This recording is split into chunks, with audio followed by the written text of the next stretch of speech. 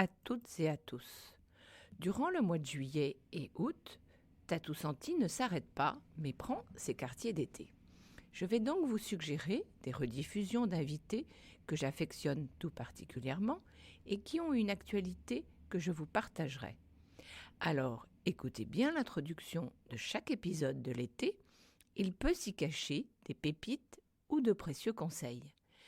Et si vous avez aimé l'épisode, partagez-le ou écrivez un commentaire sur Tatou Senti Apple Podcast. C'est une façon d'aider Tatou Senti à continuer. Le programme des rediffusions se poursuit avec David Wesmael, le fondateur et le créateur de la Glacerie Paris, qui se trouve au cœur du Marais. David Wesmael est un agitateur de la glace.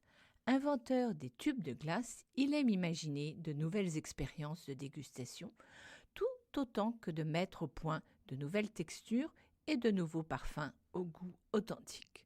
Donc, quels seront les parfums proposés à la carte cet été chez la Glacerie Paris? Mais avant, êtes-vous plutôt fruits ou plutôt parfums d'inspiration bretonne? Moi, personnellement, mon choix est fait, je suis plutôt fruits. Cet été, les fruits de saison proposés sont un délicieux sorbet de fraises de Ploucastel à l'eau de mer et au poivre à huître. Un pur délice. La fraise au goût prononcé et franc, qui n'est pas trop sucrée car elle est tempérée par le poivre. Au final, un accord parfait. Puis, il y a l'ananas, rhum et cannelle, qui est l'autre fruit de saison. Et là aussi, l'accord est harmonieux, balançant entre l'acidulé de l'ananas, le piquant de la cannelle et la rondeur du rhum. Et alors maintenant, passons aux saveurs bretonnes de cette carte estivale. Là, David Wesmael s'est amusé à une glace au ribot, qui est un lait fermenté breton aux facettes acidulées avec un sarrasin grillé. Ou encore, vous avez une glace au beurre de Madame au lambic, qui est un beurre et une crème de vache fromée du Léon, avec une eau de vie de cidre qui vient contrebalancer tout ça.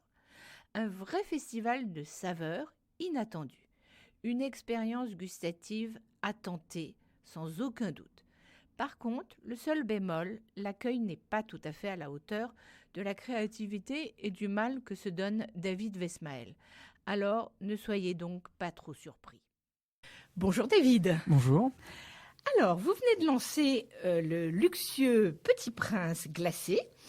Donc, quels ont été les défis créatifs et techniques pour réaliser ce nouveau dessert ?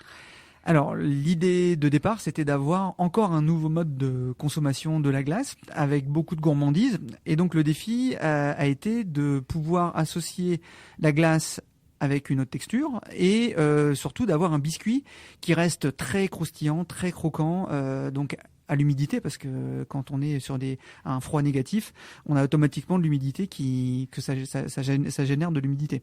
Donc du coup, le défi, c'était vraiment de travailler et de mettre au point ce biscuit très particulier pour garder le maximum de croustillance longtemps dans ce sablé. Alors, il a mis combien de temps pour être mis au point ? Alors bon, par épisode, hein, mais bon, un certain temps, on va dire de à peu près 3 mois. On a fait plusieurs tests avec différents fruits secs, avec différentes torréfactions des fruits secs, avec différentes pâtes, pour arriver au résultat souhaité et qu'on a réussi et qu'on met maintenant en avant et en vente dans notre boutique. Et qui est d'ailleurs délicieux, je peux le dire, j'ai goûté. Alors maintenant, parlez-nous, donc il y a 5 saveurs, Oui. Il y a la glace, mais il y a une petite surprise au milieu. Donc peut-être donnez-nous un ou deux accords et comment est-ce que vous les avez construits et mis au point ? Alors, 5 associations avec des sablés différents, sablé noisette, sablé amande, sablé également à la pistache, et des associations de saveurs entre des glaces et des sorbets. Donc, par exemple, on a un sablé noisette avec un enrobage lacté et une crème glacée mangue vanille qui est un des produits, une des glaces emblématiques de la maison. Et à l'intérieur, on a un confit de framboise. Donc à la fois 3 textures et pour un maximum de gourmandise et vraiment une association pardon de saveurs qui est parfaitement adaptée pour mettre en avant ces 3 saveurs. Après on a aussi une glace vanille yuzu avec un caramel vanille à l'intérieur. On a un sorbet framboise avec un crémeux chocolat noir, donc 70% qui vient de Madagascar à l'intérieur. Voilà, on a vraiment ces différentes associations pour avoir un maximum de gourmandise. Et alors, ils ont un nom ces biscuits? On les appelle, ce sont les sablés glacés. Et après, on va bien sûr expliquer et surtout mettre en avant les saveurs qu'on a à l'intérieur de ces sablés. Donc, on parle de crème glacée mangue vanille, de confit de framboise, pour valoriser justement ce qu'on va pouvoir acheter et déguster. Donc c'est vraiment une volonté de votre part de ne pas lui avoir donné un nom, mais de plutôt expliquer ce qu'on va retrouver dedans. Tout à fait. En fait, on est vraiment sur une gamme de sablés glacés qui va permettre aussi de pouvoir développer d'autres saveurs, d'autres associations par la suite. Et donc, on a voilà aujourd'hui 5 associations, mais on en aura d'autres qui sortiront prochainement et qui feront évoluer la gamme tout au long de l'année. D'accord. Alors, maintenant, je vous invite à me suivre dans cette balade gustative et olfactive et sensorielle avec David Westmael pour apprendre à mieux le connaître. Donc, place à la note découverte. Donc, quels sont vos souvenirs les plus forts ou récents gustatifs ? Alors des souvenirs gustatifs, on en a plein parce que c'est vrai qu'en tant qu'artisan et professionnel, on se crée en fait une bibliothèque olfactive, gustative qui nous permet aussi de créer. Donc il y en a énormément. Je vais plutôt revenir vraiment en arrière à la genèse un petit peu de ma motivation et du démarrage en fait de ma carrière. C'est plutôt chez mes grands-parents. En fait, chez mes grands-parents qui étaient ouvriers, mon grand-père était mineur et donc ils avaient des jardins, donc ils cultivaient beaucoup, donc bio. Alors maintenant on parle beaucoup de bio, mais là pour le coup c'était très bio. Et je me souviens en fait, c'est tout bête, hein, de fraises, donc de fraises du jardin et qu'on allait cueillir et avec laquelle on faisait des tartines avec un peu de beurre et des fraises coupées avec un tout petit peu de sucre dessus. Et donc ça fait partie de mes premiers émois gustatifs. Lorsque j'étais plus jeune, bien sûr. Et voilà. Donc ça, j'en ai gardé des souvenirs, à la fois ce côté affectif de par l'histoire avec mes grands-parents, hein, oui. et puis voilà. Donc et puis c'est aussi ce goût très particulier d'une bonne fraise du jardin fraîchement cueillie. Oui. Tout à fait. Et alors, au niveau olfactif, avez-vous des souvenirs ou vous avez plus de souvenirs gustatifs qu'olfactifs ? Bien, c'est pareil, on voit énormément de choses dans une vie, dans une carrière. Et jusqu'à présent, moi, ça fait quand même plus de 25 ans, hein, quasiment, que je suis dans le métier. Donc, on voit beaucoup de choses, on goûte beaucoup de choses, on sent beaucoup de choses. Mais c'est vrai que de par tout ce qu'on va pouvoir découvrir en France ou même dans différents pays, une des plus grosses impressions, c'était vraiment lorsque j'ai visité une chocolaterie artisanale, et où là, avec le conchage et tout le process et les odeurs que dégageait en fait ce process de fabrication, de transformation de la fève de cacao, j'ai trouvé ça formidable et très fort en termes de ressenti olfactif. Et donc ça fait partie des grands souvenirs que j'ai en mémoire. Alors, vous dites que vous êtes un pur produit lillois. Qu'est-ce que vous entendez par là ? Parce que donc, en fait, vous êtes originaire de cette région. Oui, des Hauts-de-France. Donc, alors, je dis lillois, mais c'est vrai que c'est plutôt des Hauts-de-France parce que toute ma famille est originaire d'une ville pas très loin de Lille, à 30 km de Lille. Et c'est vrai que moi, je suis allé sur Lille parce que la ville était plus importante, parce que les possibilités en termes d'évolution, de poste aussi étaient plus importantes. Donc c'est vrai que ça fait longtemps que je suis à Lille et que j'ai toujours été dans les Hauts-de-France. En fait, j'ai eu la chance de pouvoir toujours trouver des entreprises dès le départ qui puissent me permettre d'apprendre, d'évoluer et d'arriver aussi à concrétiser aussi les objectifs que je m'étais fixés déjà tout jeune. Donc ça, c'est une grande chance parce que ça m'a permis aussi de rester au plus proche de mes racines. Oui. Et ça, c'est très important pour moi. Et surtout que la région des Hauts-de-France, maintenant, dans Pas-de-Calais, comme on disait avant, on a énormément de richesses. Alors, c'est effectivement une région très dynamique. Très dynamique, beaucoup d'histoire. Et puis aussi des valeurs qui sont extrêmement importantes pour moi. Quel type de valeurs quand vous parlez de valeurs? Le sens, déjà le sens du travail. C'est vrai que c'est un bassin minier très ouvrier qui a su aussi complètement se modifier, évoluer avec les fermetures d'entreprises. Et donc, la mutation a été énorme pour cette région, avec des difficultés, bien sûr. Oui. Mais c'est vrai que ça fait partie des valeurs vraiment du Nord-Pas-de-Calais, ces valeurs du travail, de l'échange, du partage, de l'intégration, tout au moins de l'accueil aussi. Et c'est pour ça que, après, il y a eu des films qui en ont traité aussi, mais on en a plus conscience maintenant. Mais c'est vrai que les gens du Nord sont connus pour ça. C'est vrai. Donc en fait, c'est à 15 ans, lors d'un stage, que vous découvrez la pâtisserie et que c'est une révélation. Avez-vous une anecdote à nous raconter de cette époque et de ce moment-là? Ça a été vraiment le fruit du hasard. Clairement, au collège, en fin de cycle, en troisième, le brevet des collèges arrivait, il fallait faire un stage en fin de troisième. Et puis, pas trop motivé, ou tout au moins ne sachant pas trop quoi faire, surtout dans la région où on était, il n'y avait pas énormément de possibilités. Et puis, je me suis dit, tiens, mon entraîneur de football à l'époque est pâtissier, pourquoi pas, je le connaissais, donc c'était un peu plus facile parce que j'étais quand même assez timide. Je me suis dit, tiens, ça peut être une solution, et puis de travailler aussi dans une petite entreprise pour découvrir les choses. Et puis c'est vrai que j'ai découvert un monde totalement différent de ce que je connaissais, dont j'avais pas du tout conscience à l'époque. Un monde à la fois difficile parce qu'il fallait se lever tôt, avec beaucoup de contraintes, mais des responsabilités, et surtout extrêmement valorisant parce que le fait de pouvoir fabriquer des choses et créer des choses de ses mains, les fabriquer au quotidien et pouvoir faire partager ça aux clients dans une boutique, eh bien tout de suite ça m'a plu en fait ce domaine-là, et surtout la dimension aussi des responsabilités, de l'échange et de rentrer réellement dans la vie active et faire partie d'une équipe. Et ça, j'ai découvert ça, vraiment, ça a été comme une révélation.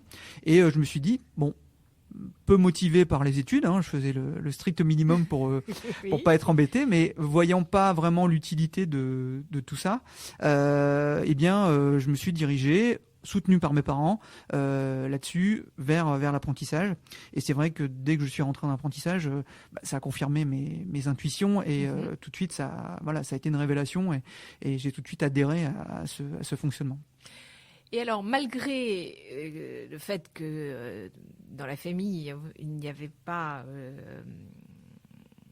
ça, est-ce que vous avez un souvenir d'un dessert familial, d'une recette qui était faite par votre mère ou votre grand-mère et qui vous tient à cœur?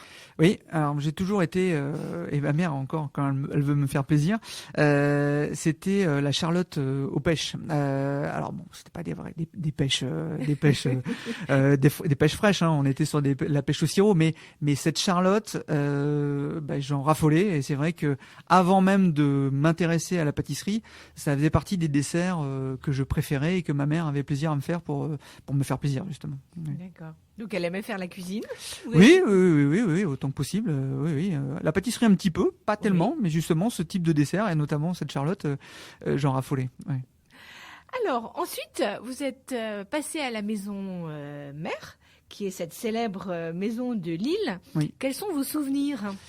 Alors là, encore énormément de souvenirs, une expérience extraordinaire parce que c'est vrai que j'ai eu la chance de pouvoir intégrer cette grande maison en tant que chef à l'âge de 21 ans, un peu plus de 21 ans, très jeune. Donc une fois sorti de mes études, parce que bon, j'ai fait pas mal d'examens en apprentissage, mais une fois sorti de ça, juste mon premier poste réel de salarié à temps plein, ça a été chef dans cette grande maison avec un historique et surtout avec 20 salariés, 20 personnes à gérer. Donc du coup, pour moi, ça a été déjà un gros challenge. Mais surtout extrêmement enrichissant au niveau humain, au niveau de l'apprentissage de tous les aspects en fait d'une gestion d'une entreprise, d'une gestion humaine. Donc tant en termes sur l'aspect technique que sur l'aspect humain, management. Et là, j'ai énormément appris parce que une maison avec un tel historique et une telle histoire, une renommée, eh bien il fallait être à la hauteur de ça, mais à la fois j'avais été pris pour amener avec moi une touche énorme de modernité et de renouveler complètement la gamme. Donc, il a fallu gérer tout ça, organiser tout ça, en gérant aussi les anciens, c'est-à-dire il y avait des salariés qui avaient 25 ans de maison.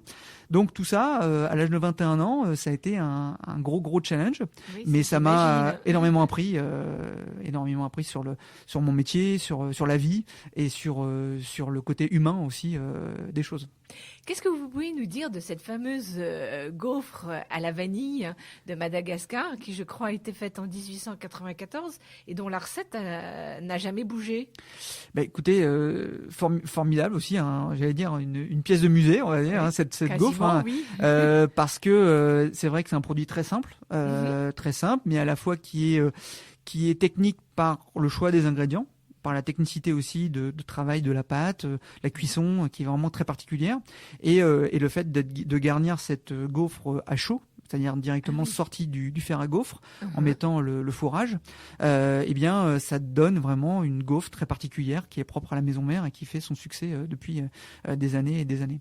Mais c'est vrai que le choix des matières premières est très important, la vanille, la poudre de vanille employée, le sucre, la granulométrie du sucre. Et j'ai découvert aussi que l'importance de cette granulométrie, parce que le sucre, à l'époque, et je pense que c'est encore fait comme ça, était fait maison. Donc on broyait le sucre pour qu'il ait vraiment une granulométrie très particulière qui confère en fait ce croustillant, ce croquant à ce fourrage très particulier de cette gaufre de chez Mère. Oui, c'est intéressant parce que on peut l'imaginer quand vous l'expliquez, mais de se dire qu'à cette époque, ils avaient pensé à ça, c'est extraordinaire. Oui. Alors, est-ce que c'était fait exprès ou un accident, parce que le fait de fabriquer son sucre, en fait, c'est du sucre glace qui était fabriqué maison avec une granulométrie et un broyage artisanal, mais voilà. Après, il y a eu des process industriels qui sont venus mettre du sucre glace facilement, mais là, je pense que c'était au départ, voilà, une utilité, un besoin technique, et puis après, ça s'est transformé en vraiment une spécificité, un savoir-faire de ce produit. Quels sont les desserts ou les recettes que vous avez mis au point pendant cette période ?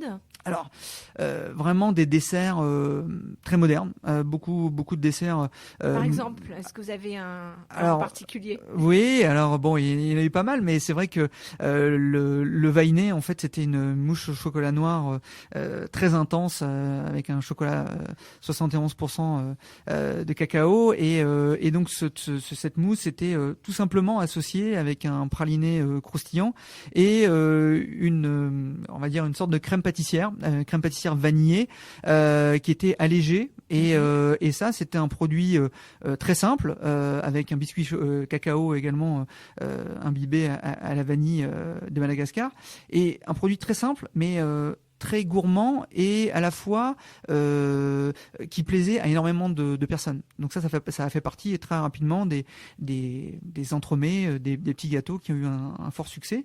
Sinon après il y en a eu pas mal, hein. On a ramené en fait vraiment le côté pâtisserie moderne avec tout ce qui est composition, montage, les formes, les glaçages, la présentation. À l'époque, bon, ça fait quand même pas mal d'années maintenant. C'est vrai que ça a donné un souffle de de modernité. Et ça, avec mon équipe, c'est vrai qu'on avait vraiment travaillé, fait un gros travail, et surtout en très peu de temps. Parce que ce que je voulais, alors on peut faire le parallèle avec avec la politique, avec plein de choses, mais l'impulsion, on la donne dès le départ. C'est-à-dire que c'est au début qu'on donne l'impulsion. Et donc, moi, je voulais que en quasiment une semaine, on va dire une bonne semaine ou 15 jours, on a transformé complètement la gamme. Et tout en gardant la pérennité aussi de l'ouverture du magasin. Donc, la gamme a été complètement renouvelée. Donc, c'est un gros travail. Et on a mis ça du jour au lendemain. Après, il est vrai que les anciens clients qui étaient habitués à certains produits ont été un peu bousculés. Mais à la fois, on a récupéré énormément de clients et surtout, voilà, pour ceux qui connaissent un petit peu la pâtisserie, c'est vrai que une de mes fiertés aussi, c'est d'avoir pu avec le consentement bien sûr du gérant Monsieur Landron, il m'a fait confiance aussi là-dessus, c'est de pouvoir mettre ce côté pâtisserie dans la zone où elle est aujourd'hui, c'est-à-dire avec 6 mètres de linéaire en façade, chose qui n'était pas du tout utilisée à l'époque. Donc on a aménagé cette partie-là, et là la pâtisserie a réellement explosé du jour au lendemain parce qu'on avait beaucoup plus de visibilité, beaucoup plus de place pour présenter l'ensemble de notre gamme. D'accord. Voilà. Mais d'ailleurs, j'ai mentionné cette gaufre. Il y a un autre produit qui a fait la notoriété de Merck dont j'aurais pas parlé. En fait, Mère est vraiment connu pour ses gaufres, c'est vrai, mais il y a tellement de produits, les chocolats, la chocolaterie est vraiment un produit très très important oui. Pour la pâtisserie Mère, qui a de tout temps. Hein. Et là, c'est marrant aussi parce que j'ai revu en fait un confiseur, le confideur qui était là-bas à l'époque, oui. Et qui est à la retraite maintenant et qui passait me voir il y a pas longtemps. Et donc on s'est remémoré pas mal de souvenirs justement de cette époque-là. Et moi, je me souviens de lui, le confiseur, pour faire les fruits déguisés, pour faire les petits Jésus en sucre, les caramels maison, toute cette partie confiserie, et qui était dans un laboratoire, mais qui est vraiment un musée, avec oui. de vieilles machines incroyables. Et je vois encore ce confiseur sur sa chaise en osier oui. à moitié cassée, qui était en train de faire les yeux des petits Jésus pour les périodes de Noël, de tremper les fruits déguisés, de tasser son amidon pour faire les différentes confiseries. Et ça c'était vraiment extraordinaire, et ça fait partie, je pense, des produits vraiment emblématiques aussi de la maison, au-delà de la pâtisserie qui a évolué aussi avec les chefs successifs qui se sont présentés dans cette maison. D'accord. Et alors, vous êtes resté combien de temps en tout ? J'y suis resté 5 années, à peu près. Ouais, 5 années. Et ensuite, quel a été le reste de votre parcours avant la glacerie ? Alors, 5 années chez Mère. J'avais passé une première fois le concours de meilleur ouvrier de France, oui. Mais en étant très jeune, c'était l'âge minimum, 23-24 ans. J'y suis vraiment allé pour me jauger et tester mes capacités et mon aptitude à prétendre à ce concours-là. Bon, c'est une aventure qui a été très enrichissante. Bon, je suis pas allé jusqu'au bout, bien sûr, mais ça m'a permis de voir en réel ce qu'il fallait entreprendre et tout ce qu'il fallait faire pour s'organiser et pour arriver à l'objectif que je m'étais fixé déjà depuis très tôt, depuis très jeune, c'est d'être meilleur ouvrier de France. Et donc, là, quand vous parlez de cette première expérience, c'était en chocolaterie ou en pâtisserie ? En glacerie. En glacerie. En glacerie, oui. Ah, oui, tout à fait. En fait, je suis pâtissier. Vous avez deux MOF. Non, alors non, je suis meilleur ouvrier de France glacier. Oui. Voilà, et membre de l'équipe championne du monde de pâtisserie. Donc ça, c'est un autre concours qu'on a réalisé et qu'on a passé avec d'autres collègues meilleurs ouvriers de France aux États-Unis. Donc non, je suis meilleur ouvrier de France glacier. D'accord. Voilà. Alors justement, puisque vous parlez de ça, quel était le thème donné de cette année et qu'est-ce que vous avez, parce que je crois qu'il y a il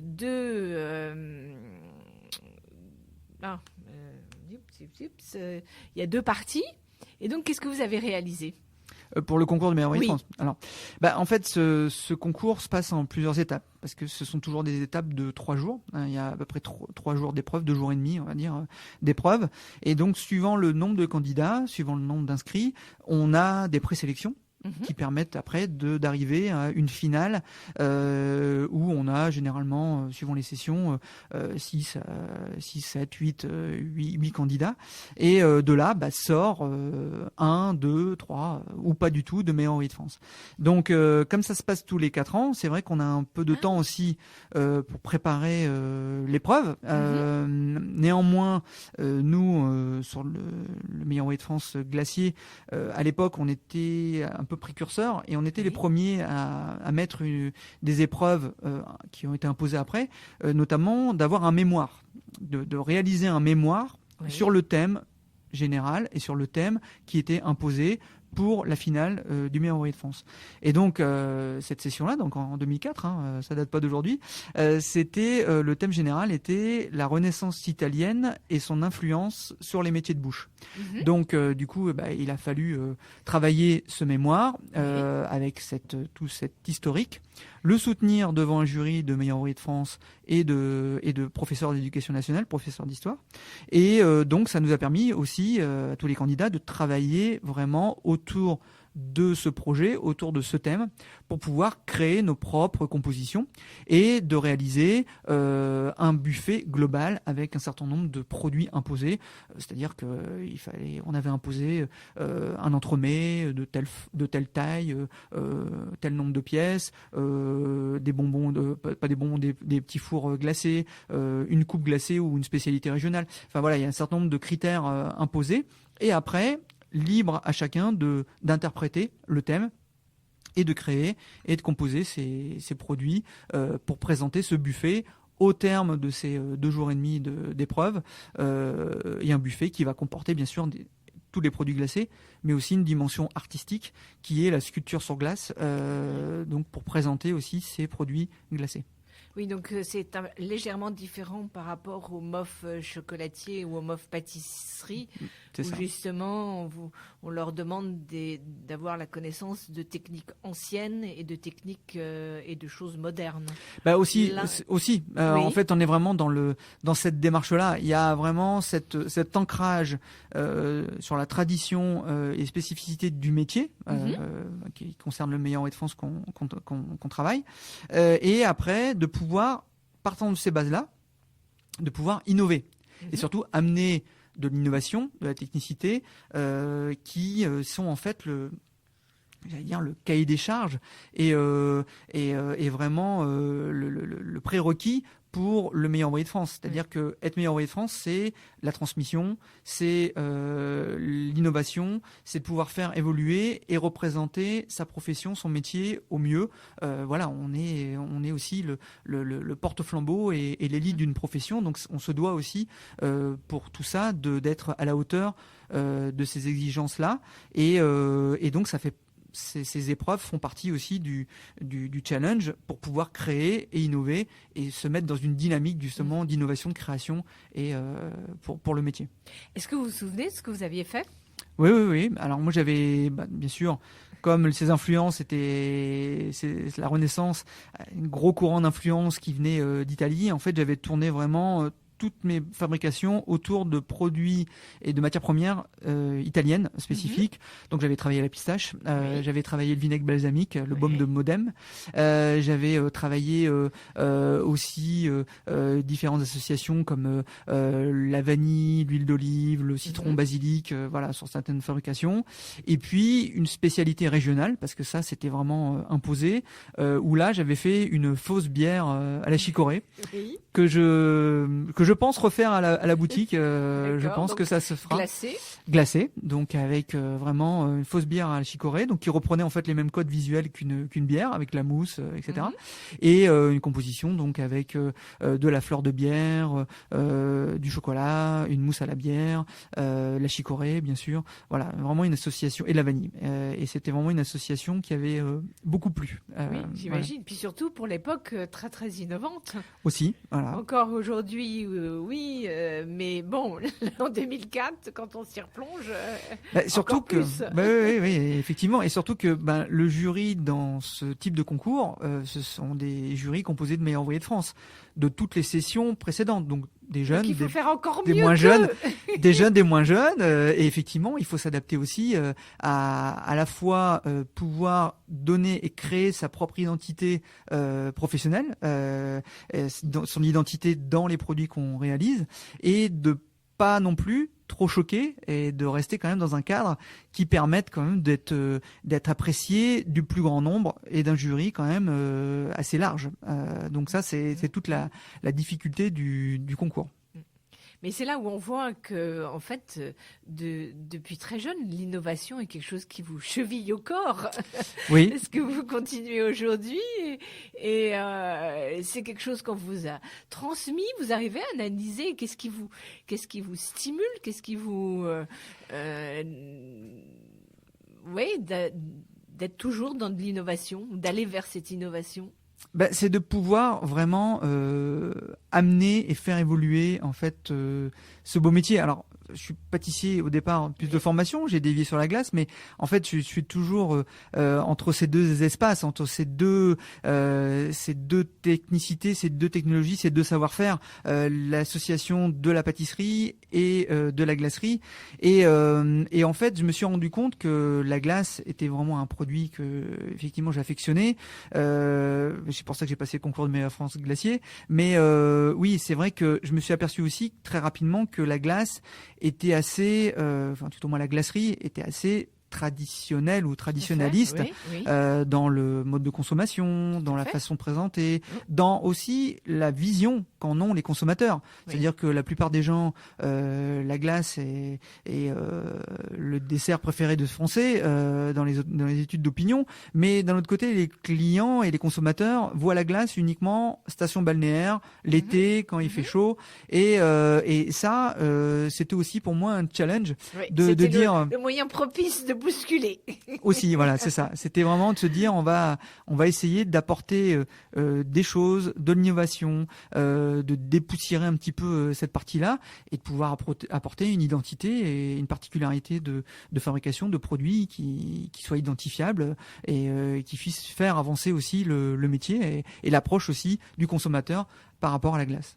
Tout à fait. Mais alors, quels sont les chefs que vous avez croisés ou avec qui vous avez travaillé ou pas, qui vous ont appris le plus ou qui ont fait quelquefois un déclic à un moment donné Alors, il y a quelques personnes. On rencontre dans une carrière généralement mon maître d'apprentissage m'avait dit, tu sais, tu vas rencontrer 2-3 personnes qui vont te faire gagner 10 ans à chaque fois, enfin qui vont te faire évoluer. Et c'est vrai, ça s'est concrétisé. Et notamment la première personne vraiment qui m'a permis d'évoluer en fait, et surtout cette étape du concours de meilleur envoyé de France était vraiment importante pour moi. C'est Monsieur Bigot, Jean-Yves Bigot, qui lui m'a fait confiance aussi, et on avait fait un deal pour que je puisse passer le concours meilleur envoyé de France dans les meilleures conditions. La deuxième fois où je me suis inscrit, donc j'avais 28 ans.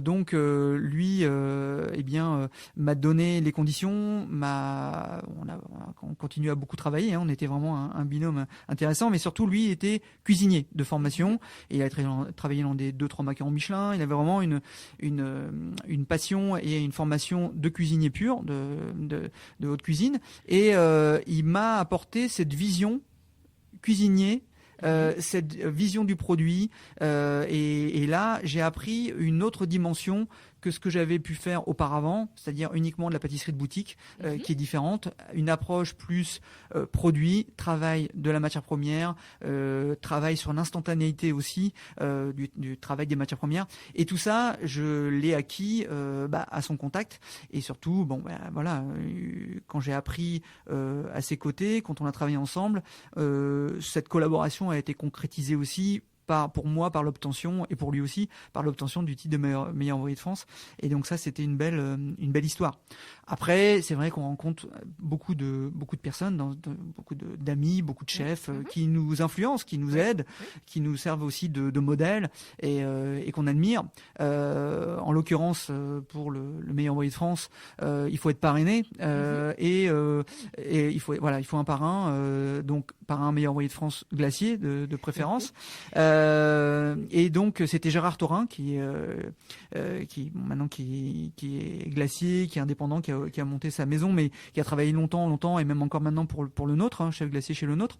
Et Gérard, on s'était connus déjà bien avant, quand j'étais apprenti. Quand lui a été maire de France, j'ai été son assistant pendant la finale du concours de meilleur maillot de France, parce qu'il était blessé et que, bon voilà, c'est une longue histoire, mais c'était déjà la boucle était intéressante. On s'est retrouvés quasiment 12 ans après, et moi 12 ans après je passais les concours de meilleur maillot de France. Je lui ai demandé pour me parrainer, surtout qu'on avait quand même une philosophie commune du produit. Oui, je pense que c'est important pour ça. C'était important. Et puis donc je faisais goûter bien sûr à Gérard Thorin, et puis également à mon ami aussi Christophe Michela, qui à l'époque n'était pas encore champion du monde, qui était déjà un chef dans le tuyau très connu, qui était au Place Athénée, et je leur faisais goûter mes produits. Et je me souviens de la première fois où j'ai fait goûter mes premiers essais, mes premières préparations pour le MOF, et là pour être parlé vulgairement, j'en ai pris plein la tête, parce que voilà, ils m'ont vraiment assassiné, mais pour le bien. Pour le bien, et donc du coup ça m'a permis effectivement de me remettre en question sur l'ensemble de ce que j'avais fait. Pourquoi ? Parce que j'ai compris après et ils me l'ont expliqué après coup, que naturellement on fait ce qu'on sait faire en premier, ce qu'on a acquis, le savoir-faire, c'est humain, voilà. Le concours de meilleur de France, c'est se dépasser, se surpasser. Et donc, ils m'ont poussé dans mes retranchements, et ils m'ont poussé à me surpasser pour aller chercher au-delà de ce que je savais, et de pousser encore plus loin les choses, les tests, les associations, et voilà. Et donc, je les en remercie tous. Et après, bon, voilà, il y a aussi beaucoup de rencontres qui nous font évoluer au quotidien. Ouais. D'accord. Et alors justement, quel est votre ustensile préféré, et est-ce qu'il y en a un qui ne vous quitte jamais quand vous êtes en cuisine? Alors, dans vos labos. Alors nous, c'est vrai qu'en glacerie, le principal outil, c'est le réfractomètre. Oui. Un réfractomètre ou brixomètre, qui permet en fait de mesurer le taux d'extrait sec des matières premières, ou d'une glace, ou d'un sorbet, ou d'une matière première. Notamment un fruit frais. Un fruit frais, on va pouvoir mesurer son taux de sucre grâce à cet outil-là. C'est ce que utilisent également les vignerons. Donc, ce qui va nous permettre de pouvoir connaître les caractéristiques techniques, tout au moins le taux de sucre, ce qui va nous permettre de pouvoir calculer une recette et d'équilibrer une recette avec ce fruit, avec cette matière première, et de pouvoir la réaliser au mieux, avec un maximum de goût, maximum de tenue. Et ça, c'est le propre aussi du métier de glacier, de pouvoir créer ses propres recettes à base d'une matière première qu'il a sélectionnée et validée. Merci à David Wesmael pour cet échange riche en saveurs. Si vous avez aimé cette conversation, il y a un deuxième épisode à écouter. Puis, je vous recommande de vous abonner sur Apple Podcasts, Deezer ou Spotify pour ne manquer aucun des épisodes, et surtout partager celui de David Wesmael. En attendant mardi prochain, nous continuerons cette fois-ci avec le parfum et un parfumeur. Donc, en attendant, sentez-vous bien!